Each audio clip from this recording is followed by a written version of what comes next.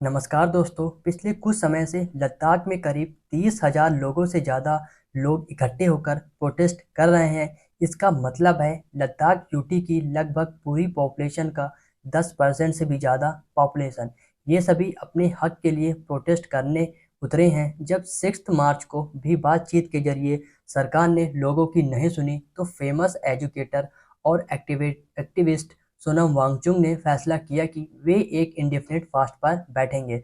एक अनशन शुरू करने के लिए आमरण अनशन, जब तक हमारे लद्दाख की ये आवाज़ सुनी नहीं जाती, जब तक सरकार लद्दाख पर।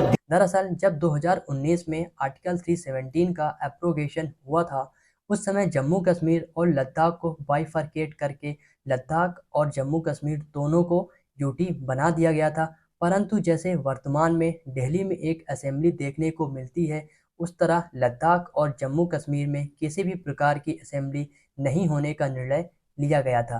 पिछले कुछ दिनों से लद्दाख को एक फुल स्टेट का दर्जा दिए जाने और उसे 6th शेड्यूल में शामिल किए जाने के लिए प्रोटेस्ट हो रहे हैं। बहाल करो, लेह चलो के नारे से पूरा लद्दाख गूंज रहा है। इस प्रोटेस्ट का नेतृत्व कर रहे सोनम वांगचुक ने अपने जीवन में कई ऐसे बड़े कारनामे किए हैं। दरअसल उन्होंने 2021 में इंडियन आर्मी के लिए environmental friendly solar heated tent बनवाए थे। इसी तरह लद्दाख में कई कार्बन न्यूट्रल सोलर बिल्डिंग भी बनवाई और आइस स्तूपास का कॉन्सेप्ट भी लेकर सोनम वांगचुक ही आए थे। इसी कारण इन्हें थ्रू आउट द ईयर्स कई पुरस्कारों से भी सम्मानित किया जा चुका है। सभी लद्दाख के लोगों की 4 डिमांड्स हैं मेन। पहला, लद्दाख को कॉन्स्टिट्यूशन की 6th शेड्यूल में शामिल किया जाए। दूसरा, लद्दाख को फुल स्टेटहुड का दर्जा दिया जाए। तीसरा, लद्दाख की तरफ से लोकसभा में 2 एमपीज दिए जाएं, जो कि वर्तमान में लोकसभा से 1 एमपीज है और राज्यसभा में लद्दाख से कोई भी एमपीज का निर्वाचन नहीं होता है। चौथा, लद्दाख में सिक्योर जॉब के लिए एक पब्लिक कमीशन का गठन किया जाए।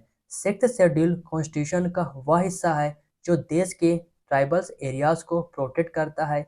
इसके अनुसार ट्राइबल्स एरियाज में डेमोक्रेसी को बढ़ावा देने के लिए आदिवासी लोग अपने खुद के ऑटोनोमस डिस्ट्रिक्ट काउंसिल्स और ऑटोनोमस रीजनल काउंसिल्स बना सकते हैं, जो एक प्रकार की इलेक्टेड बॉडीज होती हैं जिनके पास पावर होती है और वे अपने ट्राइबल्स एरिया को एडमिनिस्टर करने के लिए। आदिवासी लोग अपने ज़मीन व जंगलों को लेकर अपने सोशल कल्चर कस्टम्स के कानून खुद बना पाएँ। बाहर के लोग आकर उनकी ज़मीन व रिसोर्सेज का एक्सप्लॉयटेशन न कर पाएँ। इसलिए लद्दाख के लोग भारी मात्रा में एकजुट होकर लगातार प्रोटेस्ट कर रहे हैं। लद्दाख के लोगों के द्वारा इस 6th शेड्यूल की मांग किए जाने के पीछे मुख्यतः 3 कारण हैं। पहला, यह सही है कि लद्दाख में ज़्यादा जंगल नहीं है, परंतु लद्दाख की अपनी नेचुरल बायोडायवर्सिटी है जो क्लाइमेट चेंज के प्रति बहुत ही वल्नरेबल है। दूसरा, लद्दाख की जो मेजॉरिटी पॉपुलेशन है वह एक्चुअली में शेड्यूल्ड ट्राइबल्स के अंतर्गत आती है। जैसे लेह में करीब 68% व कारगिल में करीब 83% शेड्यूल्ड ट्राइब्स आती है। तीसरा, 6th शेड्यूल लद्दाख के लोगों को डेमोक्रेटिक राइट्स देगा, जिससे वे अपने ऑटोनोमस डिस्ट्रिक्ट काउंसिल और ऑटोनोमस रीजनल काउंसिल को बना पाएंगे, अपनी ज़मीन का प्रोटेक्ट कर पाएंगे। स्टेट लेवल पर स्टेटहुड का दर्जा दिया जाए और सेंट्रल लेवल पर 2 एमपीज दिए जाएं। आज से 4 साल पहले सरकार के द्वारा खुद डिमांड उठाई गई थी कि लद्दाख को 6th शेड्यूल में शामिल किया जाएगा। तो फिर ऐसे कौन से कारण हैं जो लद्दाख को 6th शेड्यूल में शामिल करने के रास्ता में बाधा बने हुए हैं? रीजनल काउंसिल्स के बारे में यह उपबंध है कि वे अपने अधिकार क्षेत्र के अंतर्गत कुछ विशिष्ट मुद्दों पर लॉ बना सकती हैं, जैसे land, forest, canal, water shifting, cultivation आदि। सोनम वांगचुक नहीं चाहते हैं कि सरकार अपने लद्दाख के इन्वायरमेंट बायोडायवर्सिटी को एक्सप्लॉइट करे, क्योंकि लद्दाख एक बेहद इकोलॉजिकली सेंसिटिव हिस्सा है भारत देश का।